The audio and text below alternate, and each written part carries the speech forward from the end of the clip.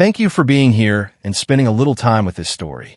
Before we begin, please take a moment to like the video, subscribe to the channel, leave a comment, and share it with someone who enjoys emotional science fiction.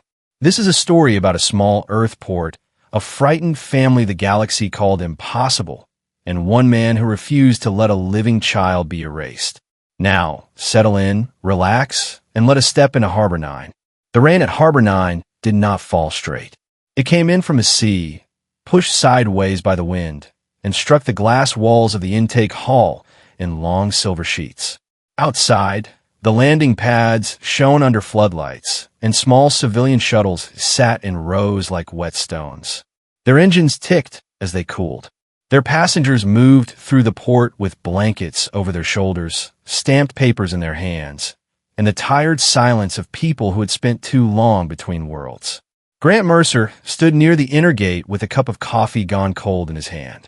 He was the crisis manager for Harbor 9, a civilian entry port on the western coast of Earth. The title sounded neat on paper, but in practice, it meant people called him when something broke, when someone panicked, or when fear turned a crowded room dangerous. They called him when a child went missing in the crowd. They called him when a quarantine alarm frightened a whole waiting room, or when an alien official tried to turn a port desk into a battlefield. He had been on duty for 14 hours. A nurse for medical waved him over from the side corridor. Grant, the Catherine miner in holding room 3, is breathing too fast again. Grant set down the coffee and walked with her. Is he violent? No, scared. He thinks the scanner is a restraint frame. Then turn the scanner away from him, Grant said. Let him see the door. Give him a chair with its back to the wall. Do not crowd him. The nurse nodded and went ahead. Grant entered the room slowly. The miner was huge, gray-skinned, and shaking so hard the metal chair under him clicked against the floor. Two younger officers stood too close. Grant lifted one hand, not in warning, but to slow everyone down. Back. Up, he said. The officers moved. Grant crouched several feet away from the miner and pointed to the open door. You are not locked in. Medical only needs to check your breathing. You can see the door the whole time. The miner's chest still moved fast, but his eyes shifted to the door. Grant stayed there until the nurse finished the scan. No force, no show of authority, just enough steadiness for a frightened person to remember that he was not trapped. When Grant returned to the intake hall, his deputy, Mara Finch, was waiting beside desk 4. Mara was the port's senior language officer, a sharp woman with cropped dark hair and a talent for hearing fear behind bad translations. Side gate just flagged a family, Mara said. 3 people. Bad papers. Worse route history. Grant looked toward the side gate. Smugglers. Not acting like smugglers. Violent. No. Then why are you looking at me like that? Mara handed him the tablet. Because their species declaration does not match their bodies. Their names have been edited more than once. And the child asked if Earth makes people change names before they sleep. Grant looked up from the tablet. At the side gate, under a strip of white light, stood 3 figures soaked by rain. The oldest was a thin, alien woman with skin the color of pale ash and faint blue lines under it, like rivers seen through ice. She leaned on a cane that looked homemade. Her hair was white and braided close to her head. One hand rested on the shoulder of a younger woman who stood beside her with the rigid posture of someone ready to run. The younger woman held a child half behind her coat. The child was small, narrow-shouldered, and silent. A cloth bag hung from one hand. The bag had been patched many times. A strip of faded fabric was tied around its handle, marked with a flowing symbol Grant did not know. Grant approached the gate desk and nodded to the intake officer. What do we have? The officer kept her voice low. They arrived on a cargo transfer from the southern pad. Claim temporary work entry. Papers list them as Tovari dependents. Biological scan says no match. The younger alien woman looked at Grant's uniform badge. Her eyes did not stay on his face. They moved to the doors, the cameras, the officers, and back to the child. Grant had seen that look before. People who planned crimes watched exits with calculation. People who expected to be dragged away watched exits with hunger. He spoke gently. My name is Grant Mercer. I manage crisis response for this port. You are not under arrest. We need to understand who you are. Mara translated into a soft Trey dialect. The younger woman answered in broken English before Mara finished. We pass through. We do not stay. Mistaken papers. We go. The old woman closed her eyes, as if the effort of standing had become too much. Grant glanced at the child. Is she sick? My mother is tired, the younger woman said too quickly. The child stepped out just enough to look at him. The child's eyes were dark, with pale rings near the iris. The voice, when it came, was small and careful. On Earth, do children have to give a different name to sleep? The intake hall seemed to quiet around Grant. He had heard people ask for food, transit permits, legal aid, medical care, asylum hearings, and even a place to die. He had never heard a child ask for the right to sleep under one name. Grant looked back at the officer. Run a deep identification check. Do not release anything outside this port yet. The officer hesitated. The system may notify outside channels if there is a restricted match. Then isolate the search under Port Authority. I can try. Grant turned to the family. We're going to move you out of the public line. You will get dry blankets and medical care. No one leaves with you until I know more. The younger woman stiffened. No holding room. Not a holding room, Grant said. Medical first. You have my word. She stared at him like his word was a currency she had seen forged too many times. Before she could answer, the intake officer's tablet gave a single soft tone. Grant looked down. The screen showed no normal species file, no visa category, no active citizenship record. There was only a sealed identification marker and a line that made the air feel colder. The family group showed a biological match to the Valari. The Valari were listed as legally extinct. Grant read the words twice. Then he looked up at 3 living people standing in front of him, wet, frightened, and breathing. Mara saw his face. Grant. He lowered the tablet. Move them to medical now. The intake officer whispered. The restricted match sent an alert before I could block it. To whom? She swallowed. An old diplomatic channel. Orveth Directorate. At the sound of that name, the younger woman's face changed. Fear became something sharper, almost grief.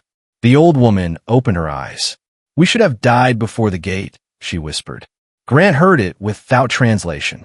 He stepped between the family and the outer doors. No one is dying at my gate. The younger woman stared at him. You do not know what you opened. Grant looked past her to the child, who still held the patch bag like it contained everything left in the universe. Maybe not, he said, but I know what I am closing. He turned to the intake officer. Life risk hold. Immediate. The officer's eyes widened. Grant, that will freeze transfer rights. Do it. A soft chime rolled through desk as the port system placed the family under temporary protection. It was a small sound, a quiet administrative note in a building full of tired people. But Grant knew what it meant. For the next few hours, Harbor 9 was responsible for 3 people the galaxy claimed were not alive. By the time Dr. Lena Ortiz reached Medical Room 6, Sarah Vaughn was lying under a warming sheet and fighting to stay awake. Lena was Harbor 9's chief physician, a compact woman with calm hands and no patience for political theater inside a treatment room. She scanned Sarah's vitals, frowned at the readings, and changed the angle of the lamp. She is exhausted, Lena said. Malnourished. Dehydrated. There are old nerve injuries. Some kind of stress damage along the memory centers, but I have never seen this pattern. Mira Vaughn stood beside the bed. Her hand stayed on Leo's shoulders. Grant had learned their names after 20 careful minutes. The names on their papers were false, but the names they gave him were not. Sarah Vaughn, Mira Vaughn, Leo Vaughn. Valari names if the sealed record was telling the truth about anything at all. Mara stood near the wall, listening through a translation aid and filling gaps when needed. Grant stayed by the door. He did not crowd the bed. Trust in a room like this started with leaving people an exit. Lena looked at Grant. There's another problem. Tell me. Her neural responses are layered. Not corrupted. Layered. As if memory was not only stored in her brain, but reinforced through inherited biological markers. Myra's grip tightened on Leo. No. Lena lowered the scanner. I'm not going to touch anything without permission. Sarah turned her head toward Grant. Her voice was faint but clear. You found what they hunt. Grant took one slow breath. What is it? Our names, Sarah said. Our rivers. Our dead. The roads we took when they burned the maps. Mira bent over her. Mother, stop. Sarah looked at her daughter with deep sorrow. If I stop forever, they win twice. Leo looked between them, confused and scared. Grant kept his voice low. No one here is asking you to prove anything. Mira gave a bitter laugh. Everyone asks. At every station. On every ship. From every guard with a clean desk. Prove you're not fake. Prove you're not illegal. Prove you did not steal a dead people's face. Grant did not answer quickly. Fast sympathy often sounded cheap. At last he said, On Earth, while you are under my protection, your story belongs to you until you choose to tell it. Mira looked at him, and for the first time her face showed something other than fear. Not trust, not yet, but a crack in the wall. The medical room door opened, and Mara stepped out to take a call. She came back with her expression tight. Orveth Envoy just landed, she said. Envoy Kalerusk. He wants the family released to his custody. How many with him? 6 official staff. For security aides. Maybe more on the shuttle. Grant looked at Lena. Can Sarah be moved? Not far. Not safely. Then she stays here. He turned to Mara. Bring Rusk to intake conference too. Keep him away from medical. Mira stepped forward. No, we go. If they came, we go now. Grant shook his head. If you leave this room without protection, they will take you before you reach the pad. You cannot stop them. I do not need to stop the whole directorate, Grant said. I need to stop them inside my port. Mira studied him as if trying to decide whether he was brave or ignorant. Grant opened the door, then paused. One thing, he said. If they ask for you, I will not use your false names. I will not use your true names unless you allow it. For now, you are protected persons under Earth Port Authority. Sarah's eyes filled with a tired shine. Protected persons. She repeated the words like she had found them in a language older than fear. Conference room 2 had glass walls, bad coffee, and a view of the rain running down the eastern landing field. Envoy Kale, Rusk arrived dry. That was the first thing Grant noticed. Everyone else who came through Harbor 9 that night carried some mark of the storm. Vet boats, damp sleeves, hair flattened by wind. Rusk looked untouched. His dark formal coat fell in clean lines, and his narrow, silver-tinted face stayed composed. 2 Orveth aides stood behind him with tablets held against their chests. Mr. Mercer, Rusk said, I appreciate your quick attention. Grant sat across from him. Mara stood at his right shoulder. This port received 3 travelers with false documents, Rusk continued. They triggered a protected historical fraud marker belonging to the Orveth Directorate. We are here to collect them. No one is being collected, Grant said. Rusk gave a mild smile. A poor choice of words on my part. We are here to assume custody. Also know, the smile faded by a fraction. You may not understand the category involved. Understand they are alive and frightened. That is not a legal category. It is a medical and safety category. On Earth, that is enough to delay transfer. Rusk folded his hands. The individuals in your care are presenting a false Valari identity. The Valari extinction was certified by Galactic Council review and accepted by all regional authorities. He spoke as if he were reading a clean file. Any claim otherwise creates instability, inheritance fraud, territorial fraud, and distress to communities affected by that historical closure. Mara's jaw tightened. Grant leaned back. Historical closure. That is what you call it. That is what it is. There is a child in medical asking if he has to change his name before he sleeps. Rusk's eyes did not move. Children are often used in fraudulent crossings. Grant let the silence sit for a moment. Then he said the life risk hold stays active. Rusk lowered his voice. Mr. Mercer, Harbor 9 is a minor civilian port. I advise you not to turn it into a diplomatic incident beyond its weight. Grant stood. Then do not try to remove protected persons from it. One of Rusk's aides lifted his tablet. The Council Records Bureau has already confirmed that the Valari file is closed. Earth has no authority to reopen it. Grant nodded. Good. I'm not reopening a file. I am keeping 3 living people safe while we assess whether handing them to you will get them killed. For the first time, Rusk looked directly angry. It passed quickly, but Grant saw it. You will receive a formal notice within the hour, Rusk said. I read fast. Grant left the room before Rusk could answer. In the hall, Mara walked beside him. He is going to press the council channel. Let him. Earth Central will call. I know. You are calm for a man standing on a mine. Grant looked toward the medical wing. I've stood on worse. At least this one has a door I can lock. Back in medical room 6, Leo sat on a chair with a thermal blanket around his shoulders. His feet did not reach the floor. He had taken off the wet cloth strip from his bag and was smoothing it over his knees.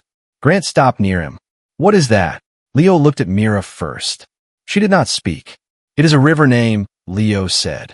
Grant crouched, leaving space between them. A river name? Our river, Leo said. Grandmother says it ran beside the market. I never saw it. Sarah, eyes closed on the bed, whispered the word. Velonai. Mara translated softly. She says it means the river that remembers the sky. Grant turned to the wall display. Mara, search public pre-Orveth maps for Velonai. Nothing restricted. Mara typed. For a moment, nothing appeared. Then an old survey fragment came up. It was grainy and incomplete, taken from a civilian archive older than the Orveth claim. Grant saw a river basin on a world now marked as Orveth Resource Territory. The label was damaged, but enough letters remained. Velonai. Mira covered her mouth. Sarah opened her eyes. They renamed it after the governor's son. Grant looked at the old map, then at the family. It was a small proof, not enough to shake a government, and not enough to reopen a species file. But it was not nothing. Someone had changed the names of rivers, and then declared the people who remembered them extinct.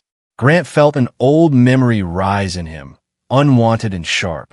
A man named Tomas Gell had once sat in Harbor 9 with a valid transfer order and terror in his eyes. Another system had promised due process. The papers had been clean. Grant had been younger then, still willing to believe that clean papers meant clean hands. Tomas had been transferred before dawn. 3 weeks later, an unmarked message reached the port. He never arrived. Grant had kept a copy of the transfer order in his desk ever since. Not to punish himself, but to remind himself that a signature could be a weapon if no one looked at the person standing under it. His wrist communicator vibrated. A message from Earthport Authority appeared. It was brief and careful. It asked for de-escalation.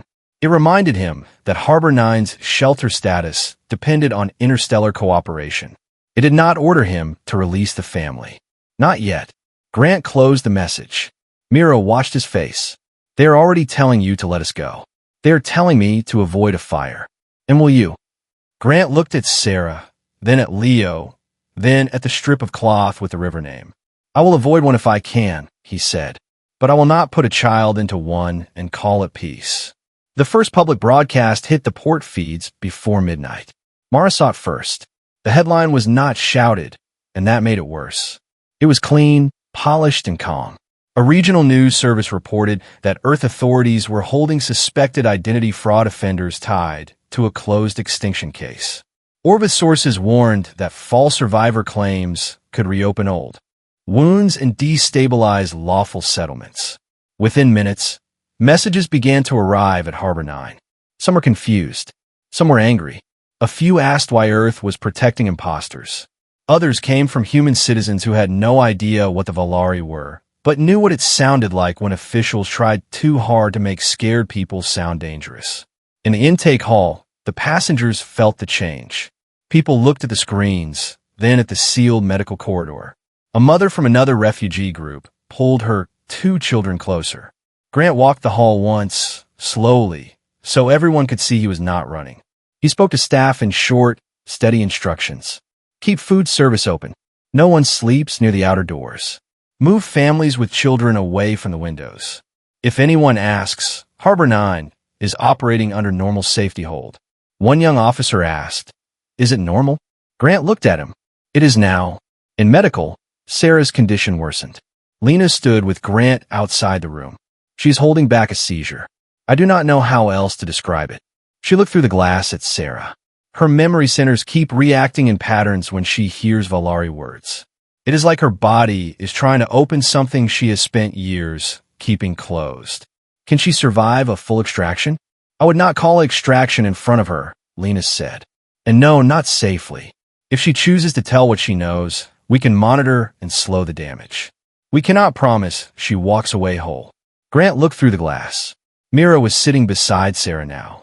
Leo had fallen asleep with his head in Myra's lap. Does Mira know? She knows enough. Grant nodded. Then we do not ask Sarah for more. Lena gave him a tired look. The galaxy may not be that patient. The galaxy is not in charge of this room.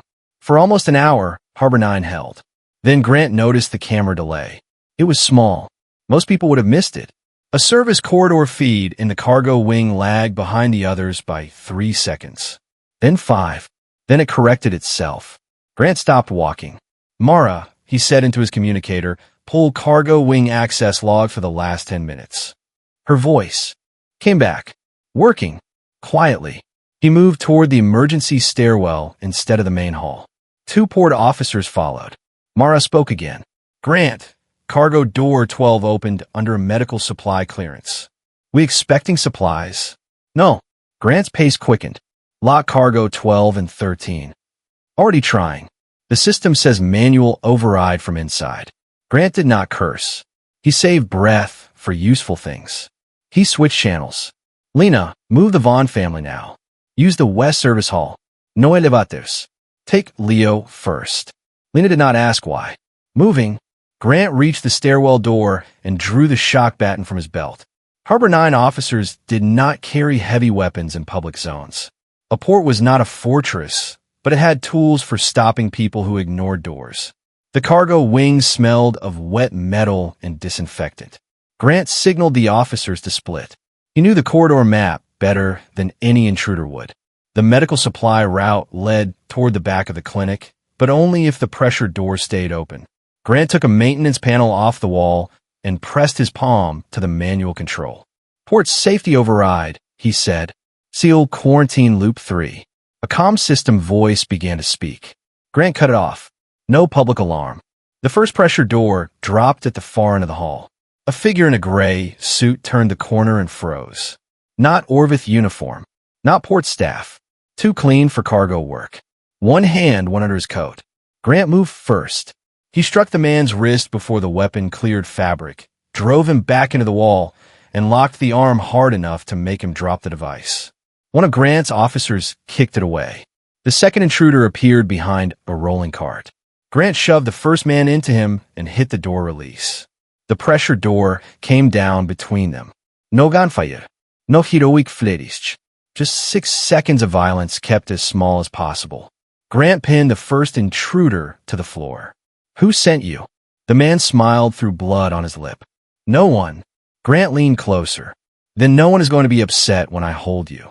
His communicator crackled. Lena's voice came through, low but steady. We have Sarah, Mira, and Leo are with me. West Hall secure. Grant let himself breathe. Then Mara spoke on another channel. Rusk is denying everything. He says Harbor 9 staged an incident to delay lawful transfer. Of course he does. There's more, Mara said. I found the old Valari distress code, Sarah mentioned. Grant, it reached the Galactic Council. Grant stood very still in the cargo corridor. Say that again. It reached them. The record is buried, but not gone.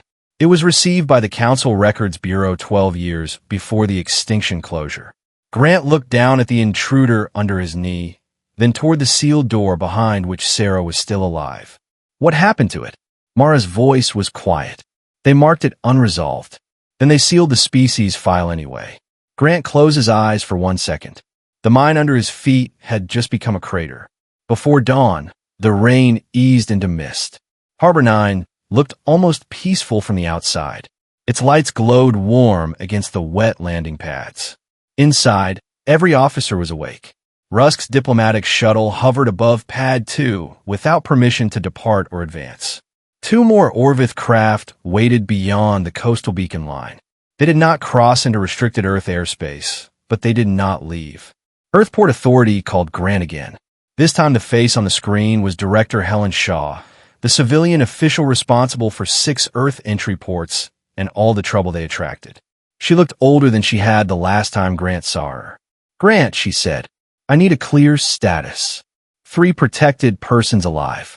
1 attempted illegal removal stopped. 1 Orveth envoy denying involvement. 1 buried council receipt confirming Valari distress reached the Records Bureau before extinction closure. Shaw was silent for a moment. Can you prove that last part? Mara has a chain fragment. Sarah can confirm the code if she chooses. If she chooses? Yes. Shaw rubbed her forehead. Orveth has filed an emergency complaint. They are threatening to request suspension of Harbor 9's shelter recognition.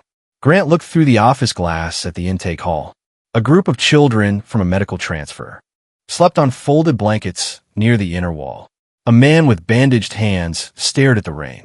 A pregnant woman from a low-gravity colony leaned against her partner. Both of them watched the port staff with fearful attention. Shelter recognition was not a trophy. It was the reason those people could pass through Earth ports without being thrown back into systems that wanted them gone. What are they asking for? Grant said, transfer of the Vaughn family to Orveth custody and surrender of all related evidence. Grant laughed once. It had no humor in it. Shaw's voice softened. I'm not ordering you to do that. Not yet. No, not yet. But I need you to understand the scale. If Harbor 9 loses recognition, other ports may come under review. Every refugee route that passes through Earth could feel it. Grant looked at the sleeping children again. Understand. Do you? Yes, he said.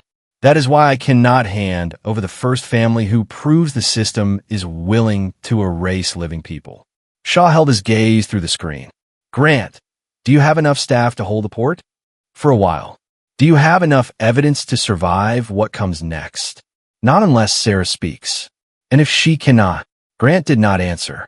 Shaw leaned closer. I will buy you time. Not much. Keep everyone alive. The screen went dark.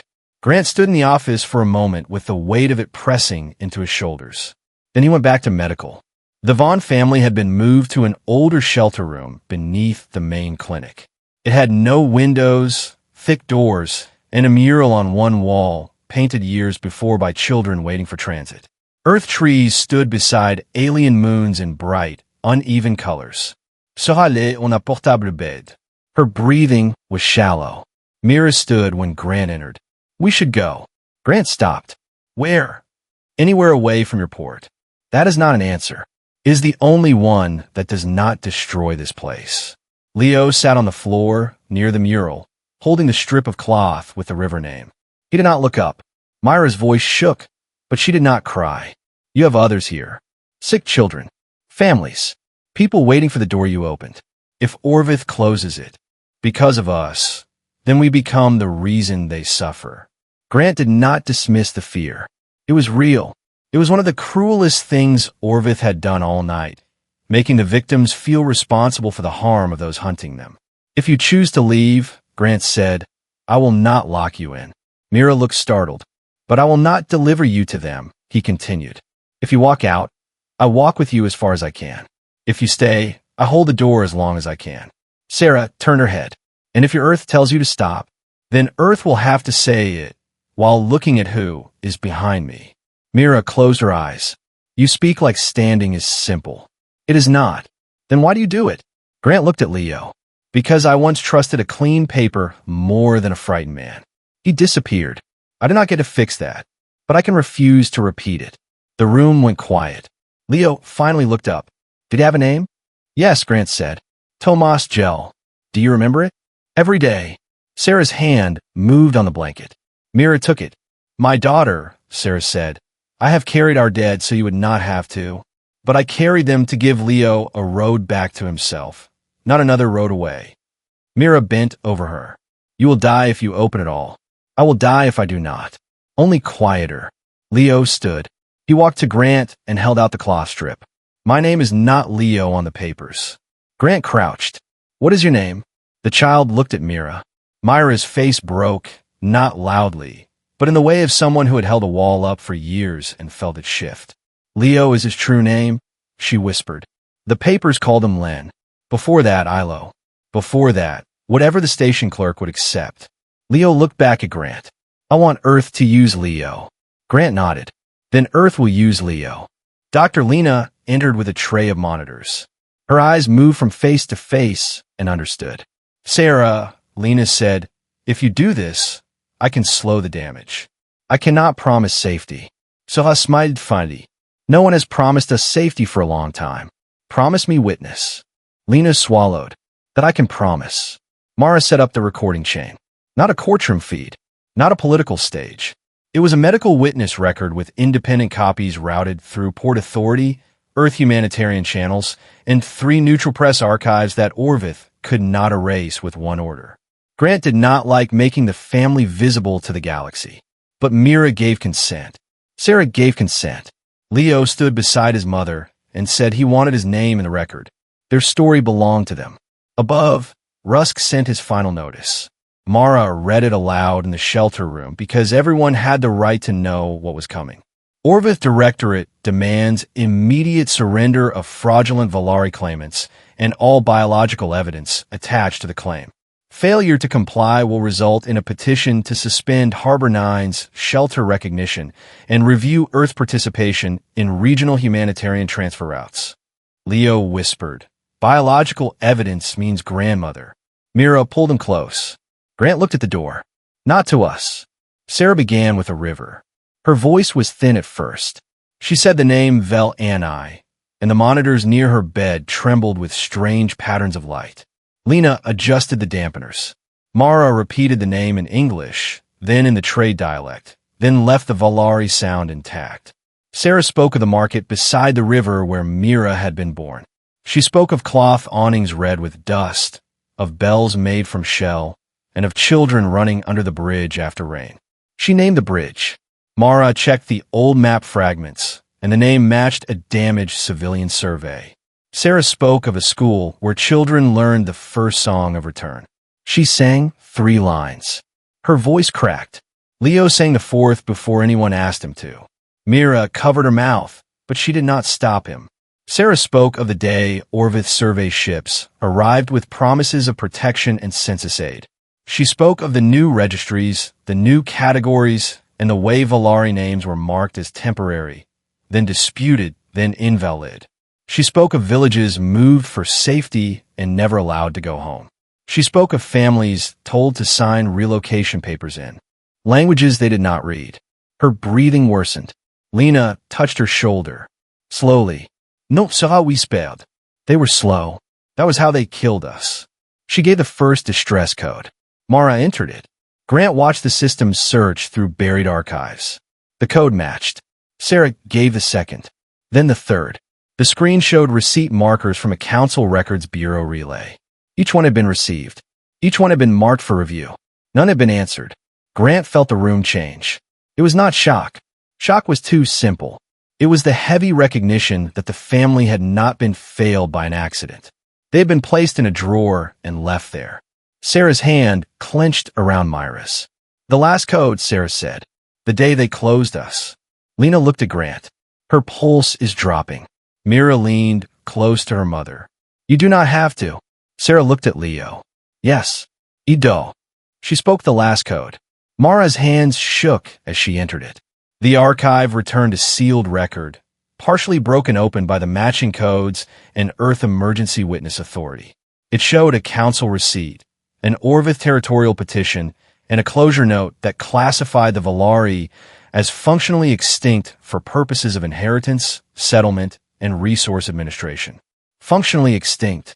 Grant heard Leo repeat the words under his breath. The child did not understand the legal meaning, but he heard the cruelty. Mira stood very straight. They did not kill everyone before they took our world. Sarah's eyes stayed open. No, they took our world, then made the living inconvenient. The shelter room door alarm chimed. Grant turned. Mara checked the feed. Rusk is coming down with security. How many? 8 in the corridor. More behind. Grant looked at Lena. Keep recording. He looked at Mira. Stay with Sarah. Then he stepped into the hall. The lower corridor outside the shelter room was narrow, built that way on purpose. It forced any crowd into a line. Grant had chosen a room for its door, its walls, and the fact that no one could rush it without passing through 2 security bins. 4 Harbor 9 officers stood with him. Behind them came 3 nurses, 2 maintenance workers, and the young officer who had earlier asked if the night was normal. Mara joined them last, tablet still in hand.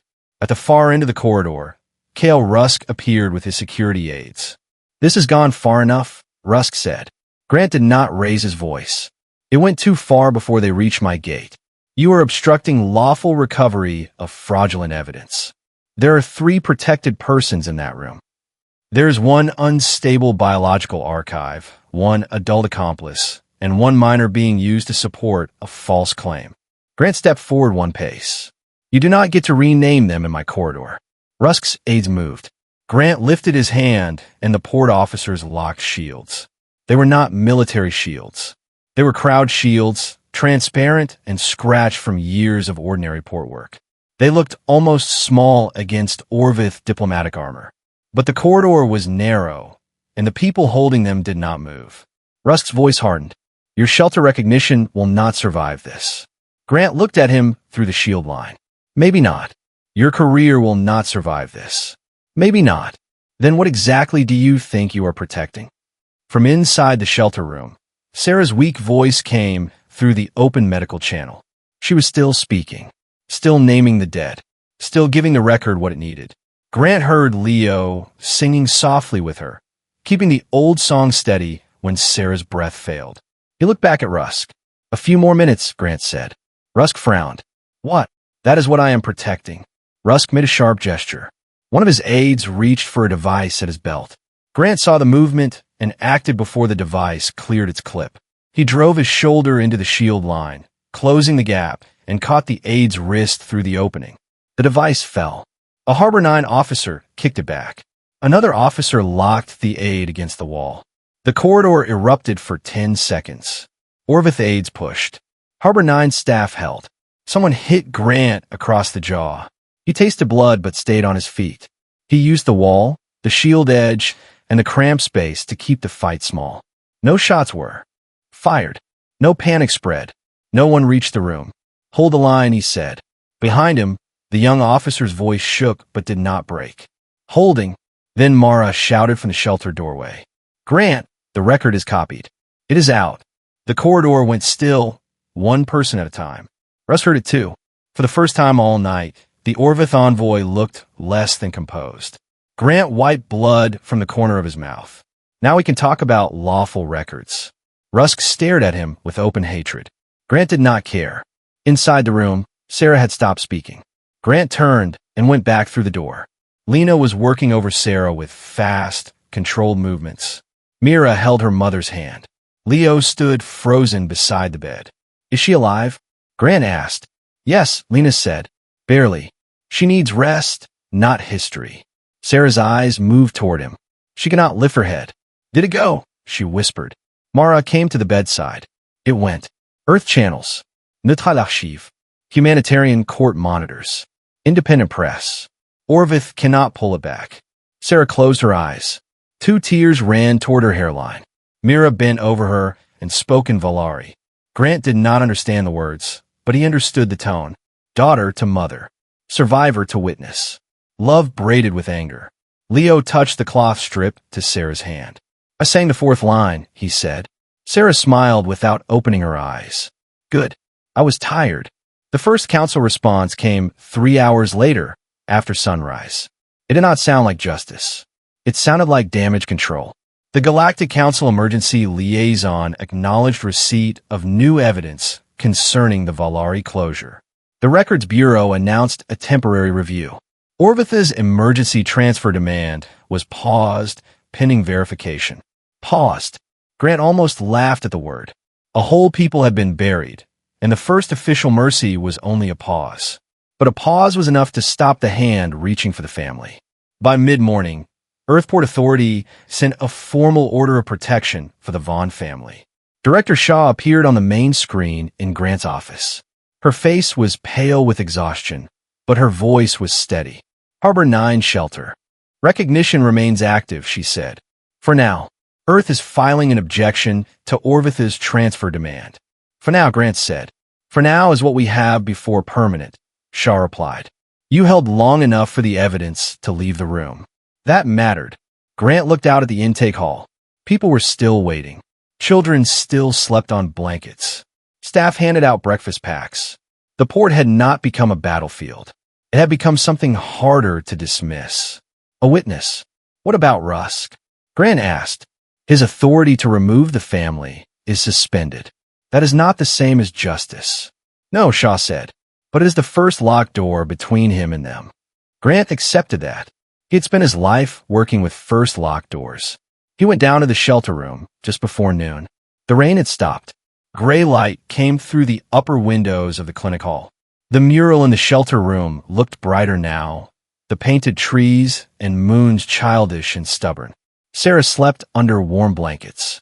Lena said she might survive, though parts of her memory had burned themselves raw in the telling. Mira sat beside her, one hand resting on the bed rail. Leo was awake, watching a port clerk set up a small registration tablet. The clerk was named Aaron Bell. He was young, careful, and clearly aware that he was about to type something larger than a normal entry form. Mara stood with him to make sure the names were entered correctly. Grant stayed near the wall. Mira looked over. You should stand closer. This is your record, he said. You held the door for it. Grant moved closer. Aaron looked at Sarah first. Protected person registration for temporary shelter under Earth Authority. Please state the full name to be recorded. Mara translated softly. Sarah opened her eyes. Her voice was weak. Saravon. Valari. Aaron typed slowly. No alarm sounded. No system rejected the name. No official voice declared her impossible. Aaron turned to Mira. Mira Vaughn, she said. Her voice shook once, then steadied. Valari. He entered it. Then Leo stepped forward. The child held the patch cloth bag in both hands. He looked at Grant, then at his mother, then at the tablet. Leo Vaughn, he said. Valari. Aaron entered the name. The printer beside the tablet hummed and produced a temporary shelter card. It was a small thing, pale plastic with a human port seal and a line of simple text. Leo Vaughn. Protected person. Harbor 9 Earth. Leo held it like it might vanish if gripped too hard. Do I have to change it later? He asked. Grant crouched beside him. His jaw ached where Rusk's aid had hit him. His body felt old, tired, and deeply awake. Not to make someone else's record look clean, he said. Leo looked at the card again. Mira turned away, pressing one hand to her mouth. Sarah watched from the bed, tears bright in her tired eyes. For a while, no one spoke. Outside the shelter room, Harbor 9 kept moving.